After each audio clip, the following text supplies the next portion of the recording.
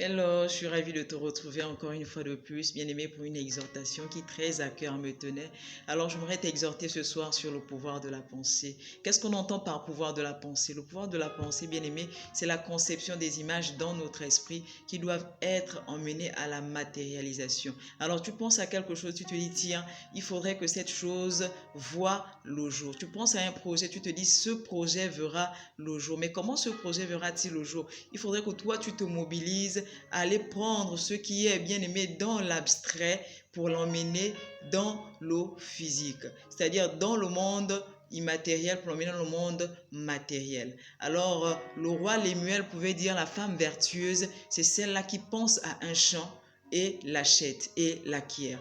Alors, elle ne fait pas que penser à un champ, elle prend la résolution de l'acheter. Elle a eu la pensée, elle a réfléchi, elle a pensé à ce champ, elle s'est dit, tiens, il faut que j'obtienne un champ, il faut que j'obtienne telle ou telle autre chose. Mais elle ne se limite pas à penser, elle ne se limite pas à dire, j'aurai ce champ, elle ne se limite pas à se dire en elle-même, je ferai.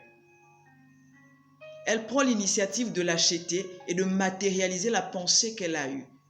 Alors l'histoire de la femme vertueuse, comme le dit le roi Lémuel, est dans le livre de Proverbes 31 au verset 16.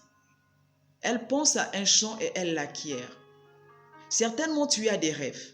Certainement tu as pensé à quelque chose. Certainement tu veux te lancer dans des affaires. Certainement tu es dans les affaires. Tu as des pensées fortes qui t'habitent. Tu as des pensées bien-aimées qui traversent ton esprit.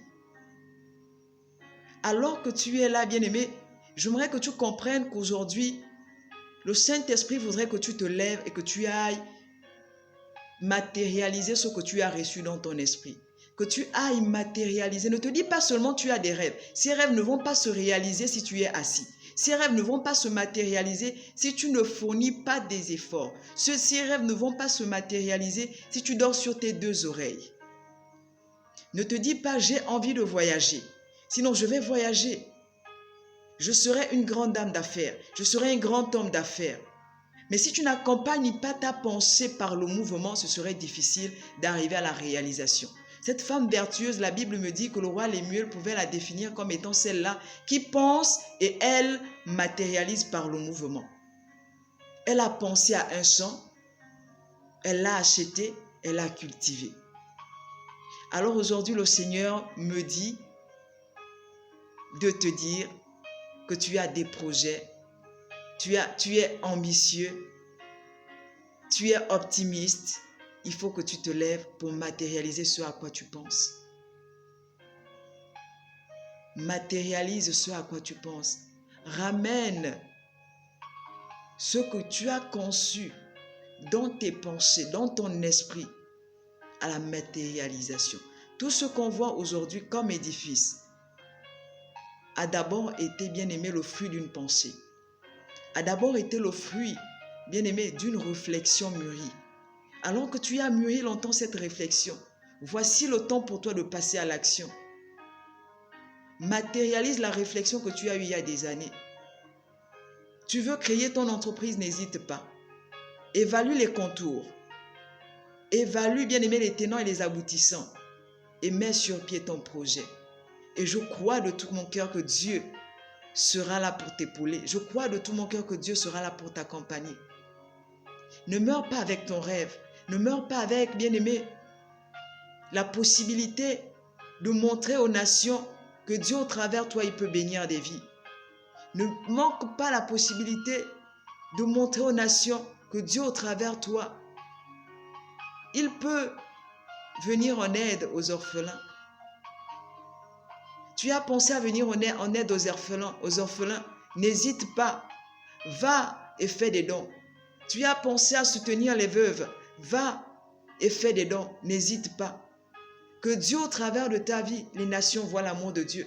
Qu'au travers de ta vie, ta famille bien-aimée sorte de la pauvreté. Qu'au travers de toi, ta nation sorte des fléaux qui la minent. Alors j'aimerais te dire, bien-aimé, prends courage. Prends courage et va à la réalisation de tes projets. La femme à la perte de sang, la Bible me dit, elle s'est dit en elle-même. Ça veut dire qu'elle a mûri la pensée. Dès qu'elle a entendu que Jésus-Christ de Nazareth passait, elle a mûri cette pensée. Elle s'est dit, si et seulement si je touche, ne fût-ce que le pan de sa robe, je serai guérie. Si j'arrive à toucher le pan de sa robe, alors la pensée s'est matérialisée, elle a accompagné cela par le mouvement. Elle ne s'est pas arrêtée et dire, je veux toucher, non. Elle a dit, moi je veux toucher. Elle s'est manifestée en marchant, en courant. Je ne sais pas comment elle a fait malgré la foule. Elle a faufilé, elle a touché le pan de la robe de Jésus et quelque chose s'est produit. Alors tu penses à quelque chose, tu as des projets. Remets tes projets entre les mains de Dieu et passe à la matérialisation. Que Dieu te bénisse. On se retrouve très prochainement. Ne manque pas, si tu n'es pas abonné, abonne-toi. Que Dieu te bénisse, qu'il soit ton pilier, ton soutien dans tous tes projets, qu'il t'accompagne. Dans le nom précieux de Jésus, dis Amen et tu verras tout ce à quoi tu aspires se réaliser. Si et seulement si tu te lèves et tu manifestes le mouvement, nous bénissons Dieu pour sa fidélité. Dans le nom précieux de Jésus. Amen.